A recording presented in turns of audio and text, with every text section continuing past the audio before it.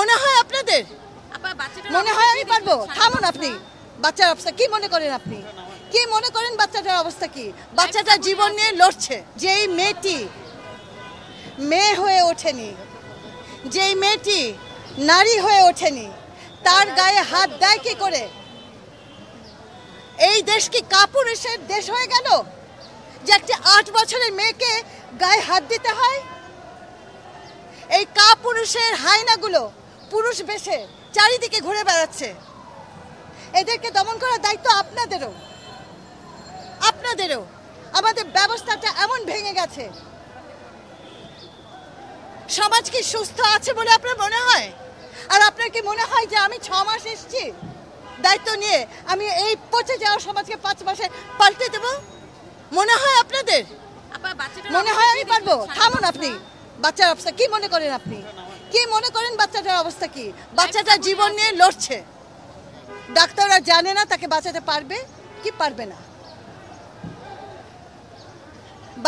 কি বলে, ডাক্তার তার কাজ করছে, এই যে তরুণ ছেলেমেয়েরা তাদের প্রতিবাদ করছে।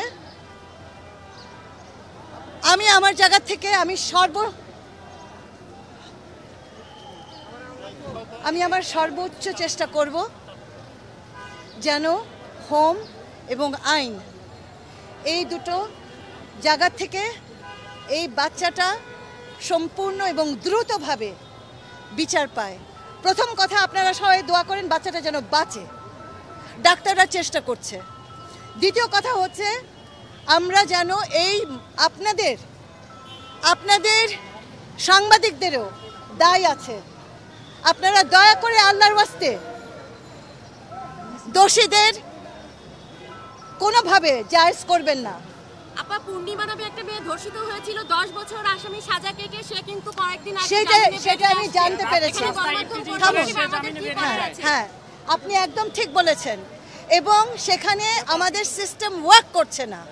আমাদের সিস্টেম, আপনারা এটাও জানেন যে যুগ যুগ ধরে মেয়েদের এই ক্রাইসিস। আমি তো আজকে থেকে এটা নিয়ে কাজ করছি না, আপনারা তো জানেন।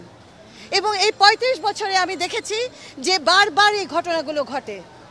কোন প্রভাবশালীর টেলিফোন আসে, কোন কি বলবো, আমার বলার কিছু নেই, কিন্তু এটা হতে দেওয়া যাবে না। এই কেসটা is a clear cut case. এখানে এভিডেন্স আছে, ঘটনার প্রমাণ আছে, এবং এটাকে কিছুতেই আমরা হাতছাড়া হতে দেব না। এবং প্রথম কথা হচ্ছে যে আইনের আওতায় আনতে হবে, এবং তাদেরকে অ্যারেস্ট করা হয়েছে, কোনোভাবেই যেন তারা ছাড়া না পায় সেটা আমিও নজরদারি রাখবো, আপনাদেরকেও বলবো নজরদারি রাখতে। এবং দয়া করে আপনারা জার্নালিস্টরা প্লিজ, আপনারা অনেক কিছু করেন ভালো, আপনারা অনেক কিছু করেন যেটা দেশের মঙ্গল, কিন্তু আপনারা অনেক কিছু করেন যেটা ক্ষতিও হয়। এবং সেই জায়গাটা থেকে আমি আপনাদেরকে অনুরোধ করব, যার বিরুদ্ধে অ্যালিগেশন এসছে, প্রমাণ নেই, অ্যালিগেশন এসছে, তাকে নিয়েও বাড়াবাড়ি জার্নালিজম করবেন না। কারণ আমাদের দেশে একটা অ্যালিগেশনকে প্রমাণিত হতে সময় লাগে। কেন সময় লাগে সেই জটিলতা আমার ব্যাখ্যা করার দরকার নেই আপনাদেরকে।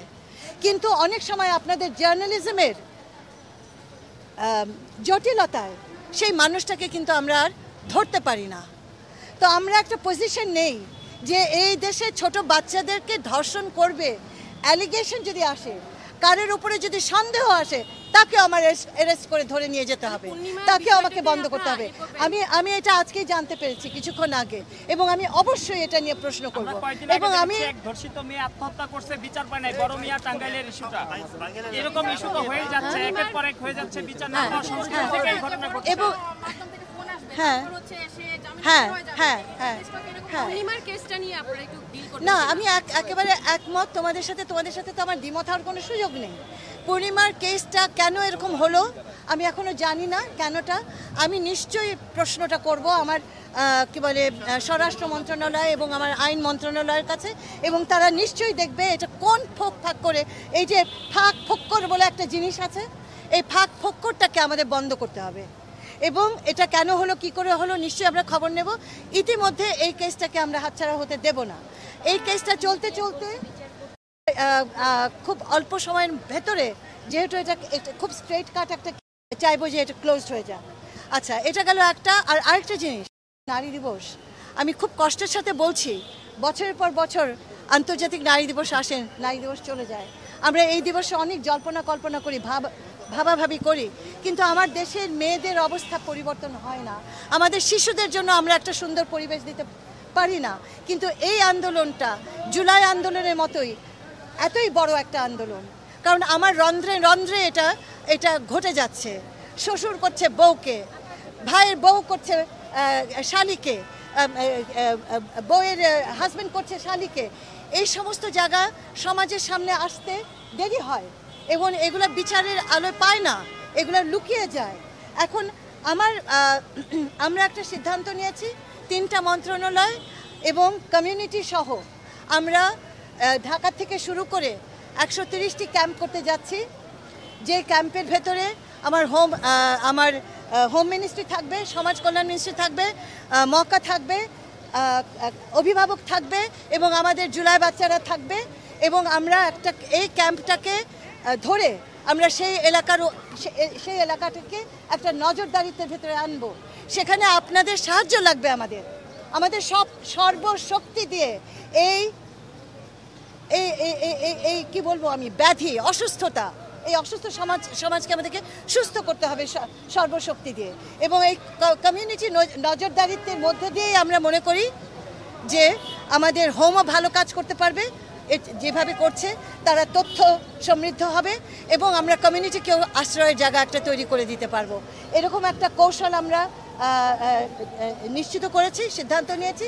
ঢাকা থেকে শুরু হবে এটা, ইনশাআল্লাহ ইন দ্য কামিং মান্থস আপনারা দেখতে পারবেন যে আমরা স্তরে স্তরে সারা বাংলাদেশে এটা করতে যাচ্ছি।